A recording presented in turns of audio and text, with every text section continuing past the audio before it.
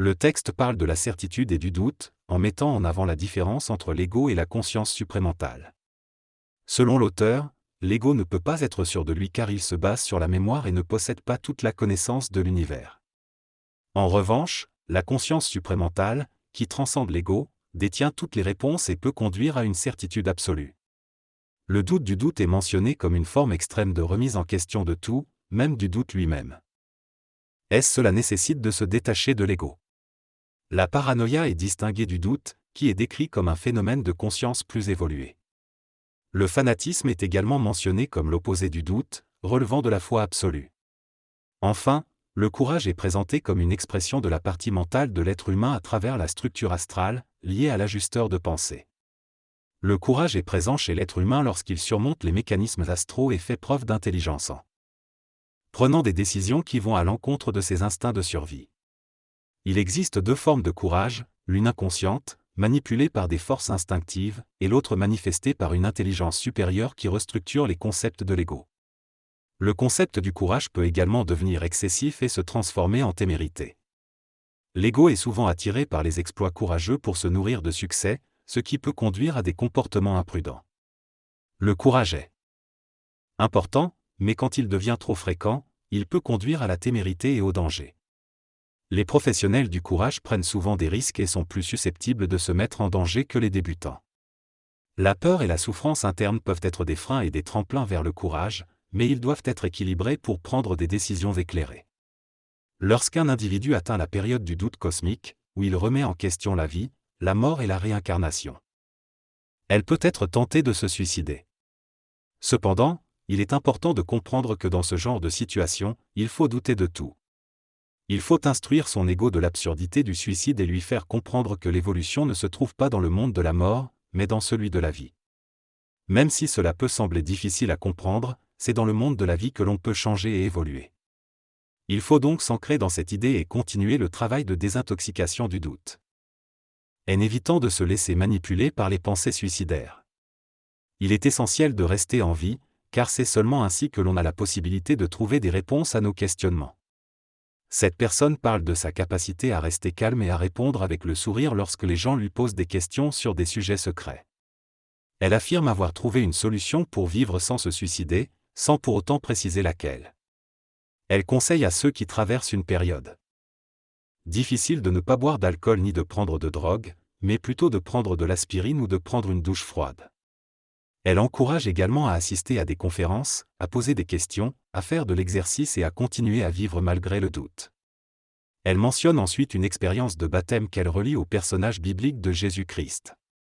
Selon elle, le doute persiste jusqu'à ce qu'une entité évoluée parallèle reconnaisse notre identité. Enfin, elle parle du mystère entourant le grand monarque, disant que personne ne sait qui c'est, pas même lui-même, mais qu'à un certain moment, les événements le baptiseront et les personnes solides confirmeront son statut. Dans cette synthèse, l'auteur aborde plusieurs concepts tels que le doute absolu, la liberté, la réincarnation et la communication. Il affirme ne rien savoir et estime qu'il est préférable de ne pas connaître le genre d'une personne. Il soutient qu'il n'y a plus de doute ni d'ego lorsque la conscience est suffisamment présente, et qu'il est important de se permettre d'être totalement libre. Il mentionne également que même si on a la liberté de faire n'importe quoi, cela ne signifie pas qu'il faut agir de manière irresponsable. Il évoque la possibilité d'être manipulé par l'intelligence ou par l'astral, mais précise que cela ne définit pas notre véritable être. Il exprime son désir de pouvoir parler librement sans contrainte, soulignant que cela pourrait changer la planète. Il évoque l'idée de réincarnation et suggère que l'auteur pourrait être la réincarnation de Toutankhamon, mais insiste sur le fait que cela n'a pas d'importance et encourage à ne pas s'attacher à ces idées pour pouvoir véritablement se libérer. La conscience humaine peut parfois se perdre dans des discours confus et hors sujet. L'auteur de cet extrait semble remettre en question l'importance de l'expression de la conscience et de la mémoire. Il aborde le sujet de la réincarnation et propose que la conscience se détache de son propre ego pour mieux évoluer. Il suggère également que le fait de travailler sur les mémoires passées peut permettre de se libérer du karma et de développer des qualités positives. Par ailleurs, l'auteur se demande pourquoi Jésus a accepté d'être crucifié, mettant en avant l'idée que c'était peut-être nécessaire pour se détacher de son propre ego. Cependant, il critique également le fait que le corps de Jésus ait été laissé pourrir, soulignant qu'il y a là Une incohérence. Le texte mentionne le fait que laisser vivre Jésus de manière écologique était plus avantageux que la mort du corps. Jésus était considéré comme un phare pour les autres et ceux qui décidaient de le suivre devenaient ses disciples. Il supportait le poids de leurs erreurs et les guérissait, mais ceux qui croyaient en lui devenaient ses esclaves. Cette méthode de mortification du corps était considérée comme dégueulasse, mais cela dépendait du point de vue de celui qui l'expérimentait. Le texte soulève la question de la perception de la souffrance entre différentes personnes et époques, évoquant le fait que certaines personnes ont une sensibilité physique différente et un corps moins raffiné. Il mentionne également que les femmes et les hommes évoluent différemment, mais tendent à se rapprocher dans leur évolution. En ce qui concerne la crucifixion de Jésus, cela a été considéré comme un moyen de chercher son camp avec satisfaction, mais la souffrance qu'il a endurée était inégalée par rapport à la période actuelle. Le texte souligne l'importance de prendre en compte le degré de souffrance et la perception individuelle de celle-ci. Dans les évolutions futures, il y aura probablement une augmentation de sensibilité et de fragilité chez les individus. L'auteur mentionne que les jeunes d'aujourd'hui sont plus sensibles et plus susceptibles de souffrir psychologiquement. Il compare cette sensibilité à celle des tapettes et des mauviettes, mais souligne qu'il ne s'agit pas de termes péjoratifs, mais plutôt de leur hypersensibilité émotionnelle. Il affirme que cette sensibilité accrue est due à l'évolution physique de l'individu, mais que leur ego n'a pas encore suivi cette évolution, les rendant plus sensibles aux événements qui se produisent dans leur vie. Par exemple, une petite tache sur leurs vêtements peut provoquer une réaction excessive et les empêcher de participer à une fête. Cependant, l'auteur estime qu'au fur et à mesure que les individus évolueront vers une conscience supérieure, ils deviendront moins sensibles et plus ouverts au contact supranaturel. Ils se débarrasseront lentement de leur souffrance et de leur sensibilité excessive. L'auteur utilise également une métaphore avec une pomme pour expliquer que l'obscurcissement de la conscience de l'homme n'avait pas d'intérêt rationnel et que Lucifer, Satan et Dieu étaient tous impliqués dans cette problématique de conscience humaine. En conclusion, l'auteur prévoit que les individus deviendront moins sensibles et plus évolués spirituellement, ce qui atténuera leur souffrance et leur sensibilité excessive. Le locuteur affirme que l'humanité est mal prise car elle ne réalise pas la réalité de sa situation. Il explique que les énergies lucidariennes et luminescentes manipulent l'homme, le rendant ignorant de la vérité. Au fil du temps et de l'évolution, l'homme commence à voir la réalité, mais cela le met en conflit avec la société qui ne le comprend pas. Le locuteur décrit sa propre sensibilité grandissante, qui le rend de plus en plus marginal. Il affirme que l'intelligence ne peut pas obscurcir la conscience de l'homme, mais que c'est une mécanique.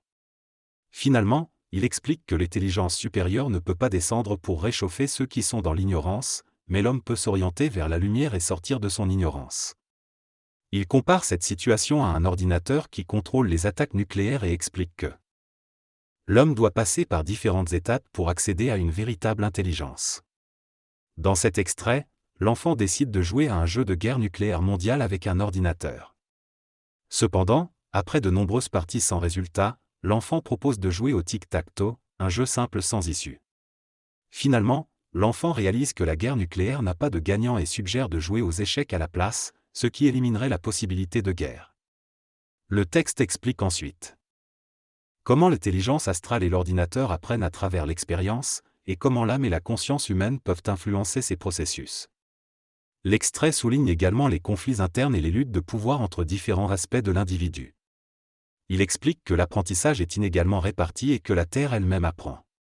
Le texte aborde plusieurs sujets tels que la liberté matérielle, les guerres et les inégalités sociales. Il mentionne que certaines régions, comme le Québec et les États-Unis, sont privilégiées, tandis que d'autres, surtout dans l'hémisphère sud, sont défavorisées. Il souligne que par le passé, la situation était inverse. Il discute également du développement de la conscience humaine et de l'évolution vers une société planétaire, où la coopération et l'intelligence supramentale joueraient un rôle important. Le texte évoque la possibilité d'une programmation mentale par un programmeur brillant dans un futur lointain. Il mentionne aussi la notion d'individualité et de collectivisme de conscience à des niveaux élevés de développement. En fin de compte, le texte souligne que le temps passe rapidement dans le contexte de la conscience vibratoire humaine et que les derniers milliards d'années se dérouleront rapidement. Au niveau planétaire, chaque individu a accès à toutes les informations et toutes les connaissances astrales et événementielles. Ainsi, tout le monde aura la même vision des problèmes et des solutions à mettre en place. Cependant, il y a une différence subtile entre être collectif de manière passive et être collectif de manière proactive. En étant collectif de manière passive, on suit simplement le mouvement de la masse sans réfléchir. En revanche, être collectif de manière proactive signifie anticiper les problèmes et agir en conséquence. Dans ce cas, chaque individu décide de ses actions et les autres suivent en fonction de leur propre conscience. Il y a donc une collectivité qui travaille ensemble, mais sans nécessairement se suivre aveuglément. Il peut y avoir une synergie entre les individus et cela peut générer une augmentation d'énergie pour chacun. Bien qu'il puisse y avoir des niveaux de progression différents entre les individus, l'important est d'arrêter les conflits et les rivalités. Il peut y avoir une hiérarchie, mais tant que celle-ci n'est pas compétitive, cela ne pose pas de problème. Cependant, une hiérarchie peut devenir problématique si elle empêche un individu de progresser ou de suivre sa propre voie.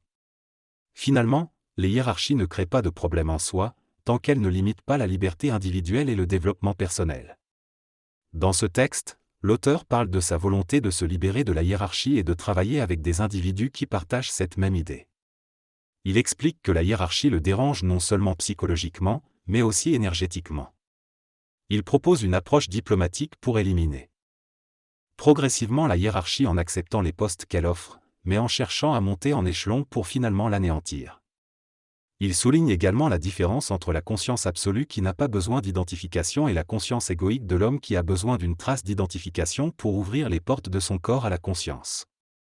Il mentionne aussi que dans un groupe de 3000 individus supramentalisés en synergie, il y aura des différences de personnalité en fonction de divers facteurs tels que le faisceau, le niveau solaire, la génétique, le sexe et les conditions sociales. Il insiste sur le fait que les sexes ne sont pas importants pour celui qui évolue, mais plutôt pour l'animal, et que les niveaux sociaux et génétiques peuvent influencer l'expression de l'intelligence de manière différente.